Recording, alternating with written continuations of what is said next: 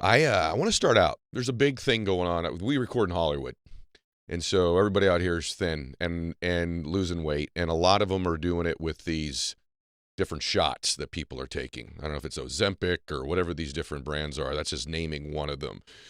But we're talking off camera about this. It's Yeah. like become the thing. You see somebody on TV who's lost weight, or a friend of yours who lost a lot of weight in a dramatic time. They're probably on one of these 3 or 4 different types of shots that you can take that do something to you that cause you to lose a bunch of weight. So, what's the mechanism at work that causes these to get you to drop weight, and what are your thoughts about them? Yeah, well, first of all, this is sort of like the biggest new trend that has, that's always populated the weight loss industry and the people that follow them, which are millions, maybe Hmm. billions of people actually Hmm. that are pay attention to it because weight loss is such a, or obesity is actually a growing problem.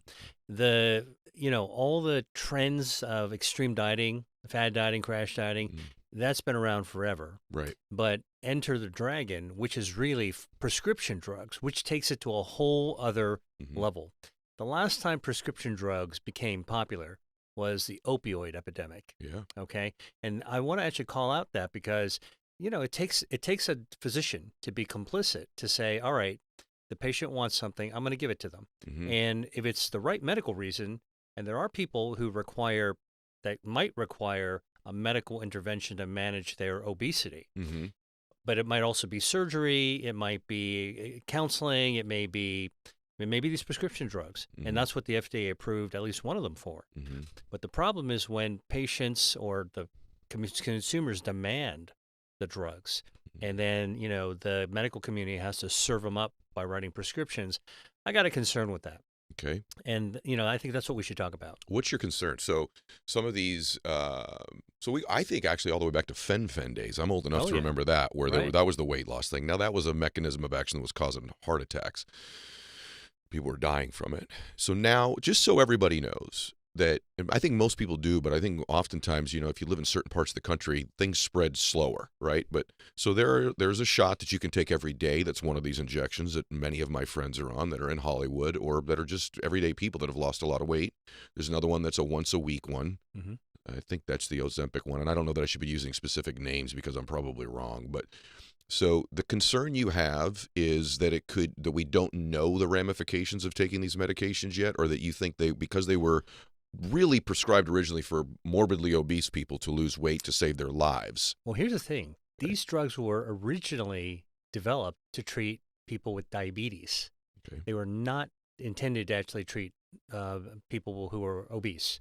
And in fact, these drugs have become so popular that diabetics actually are having difficulty getting their hands on the medicines to treat their diabetes, right? So this all goes back to metabolism, which is really what I wrote my book, Eat to And Beat we're going Your to get Diet, right about. into We're going to that. dive into that. But it's really relevant because the bottom line is that our body is hardwired to be able to control metabolism in reasonable ways. Hmm. And what's connected to our metabolism is the fuel that we eat, which is food. Hmm. And food is often demonized as the reason that we gain too much weight or obese, or the corollary is actually, you know what, just, we should find ways to actually combat our obesity by cutting off our willingness to actually eat. So that's basically how these drugs work. They're called GLP-1 agonists. What Hmm. that means in layman's terms is that we got a receptor in our brain, Yes. GLP-1. And when you actually when you touch that trigger, pull that trigger of that button in our brain, it actually blocks your appetite. So Okay. these drugs fundamentally just keep us from being hungry. Wanting to eat. However, anecdotally, maybe I'm wrong. You correct me if I'm wrong. And by the way, even if you correct me if I'm wrong. Friends of mine who have taken these medications get very sick for the first few weeks they're on them. I mean, we're talking about violent vomiting. There's something happening beyond just the brain blocking your desire to eat because I know people that got very, very sick, can't tolerate them at all. And the doctor will tell them, now, if you just grind through another 2 or 3 weeks, the vomiting, the stomach irritation goes away. So is there something else at work happening beyond just the blocking of the receptor that's causing them to get sick? Well, here's the thing. These receptors in our brains are not all or nothing, isolated switches. Okay. The receptors in our brain, like GLP-1s, connected to our other hormones that Okay. control our body. So when you actually start pushing that button all the time, Mm. you've got a domino effect of other things. And again, there are people who actually could benefit from Sure. these prescription medications, Mm. including diabetics. Mhm. And so I think the issue is that it needs to be done under medical supervision. Mhm. It is not necessarily a one-size-fits-all solution. There are side effects you have to manage, Mhm. and including some of the adverse events that you're just talking about, which Mhm. are things you don't want to have happen. And Mhm. there are other ways, maybe I would say better ways, Okay. more ways that are actually more aligned with our humanity and our human nature, which is that, look, you want to eat the right foods. You Mhm. want to eat at the right time. You want to eat.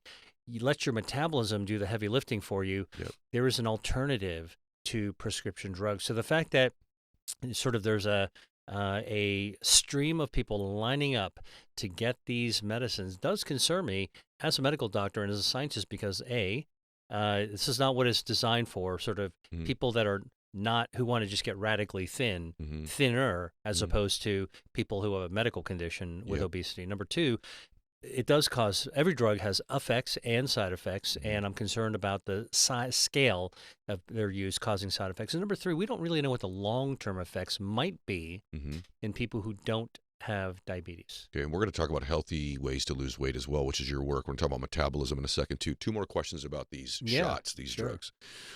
Is there any mechanism at work that is causing glucose regulation? Is that why diabetics were using it? Are you going to process glucose differently, or is it just an appetite suppressant? Well, it's fundamentally an appetite suppressant. Okay. So by cutting down your intake Mhm. of food, including carbs, you're actually going to have a better shot at actually getting your metabolism Mhm. right-sized, Mhm. let's say. Okay. But here's the other thing. Like my background's in drug development. I worked in biotechnology for almost 30 years. Mhm. All right, I've been involved with developing 43 FDA-approved treatments for all kinds of things: cancer, complications, diabetes, vision loss. So I can tell you that when drugs are developed, oftentimes they will have unexpected benefits or sometimes side effects for conditions that we didn't expect at the very beginning, Mhm. conditions for which they were not originally designed. Now, Mhm. if you can actually harness that, which can be incredibly useful, Mhm. I'll give you an example. Metformin, which is also a diabetic drug, Right. actually now been shown to reduce the risk of long COVID if you get Right. COVID.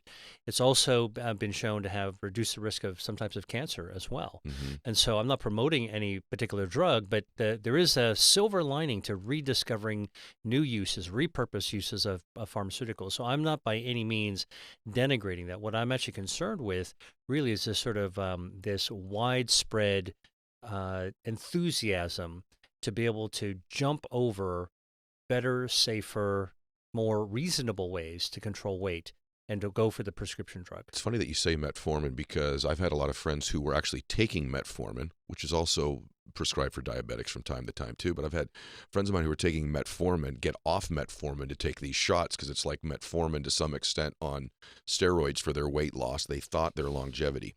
Anecdotally, last question, then I want to get into angiogenesis and Yeah, metabolism which and is all all these related, great by the things. way, which is all related to this too. Okay, I 'Cause, know it is. That's why it's. I wanted to start with the thing I know most people's okay, minds. So this is just another anecdote. The people that I know that have taken, this is probably a terrible thing to say, have lost weight, okay? But they don't look right to me. Mhm. I'm just telling you aesthetically. Like, they don't look healthy. A lot of people have said the same thing to me, like, yeah, Sarah's lost all this weight, but it doesn't, is it just because she's nutrient deficient now? Is that what I'm probably seeing on their skin or their, I just, they don't look like, I've had friends that have lost weight by working out and eating right, and they look a lot fitter and better than the people that I've seen that are on these shots, which is literally probably millions of people now. They don't look as healthy to me.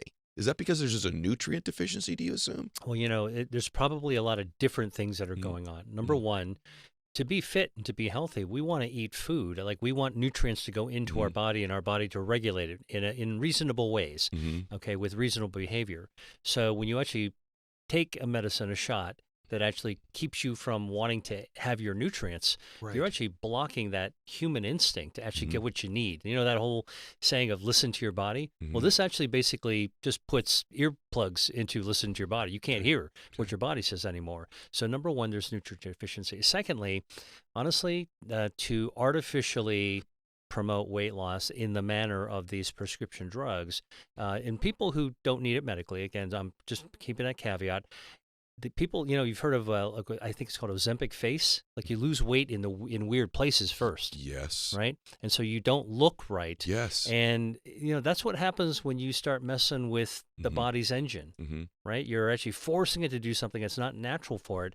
You're going to lose weight, but we want to actually lose weight in more balanced ways that Mhm. are good for our body and are good for our mind and good Right. for all the other systems. And number three, again, this back to the side effect. There is no drug that I know, no prescription drug that I know does not have side effects. And I guarantee you the people who are getting these prescription drugs are not taking the package insert out, which is that folded up piece of paper No. from the drugstore, and Definitely reading not. that No, like no. whatever 5-point type Right. that that Mm. you need a magnifying microscope in order to be able to read. Mm. It's important to do that, Yep. right? So, and my big question is, are the doctors that are prescribing, are they actually adequately informing and instructing and following them up? Well, you wonder, and by the way, you're the researcher, you're the medical doctor, which is the combination is very unique that he's also been a researcher and a medical doctor.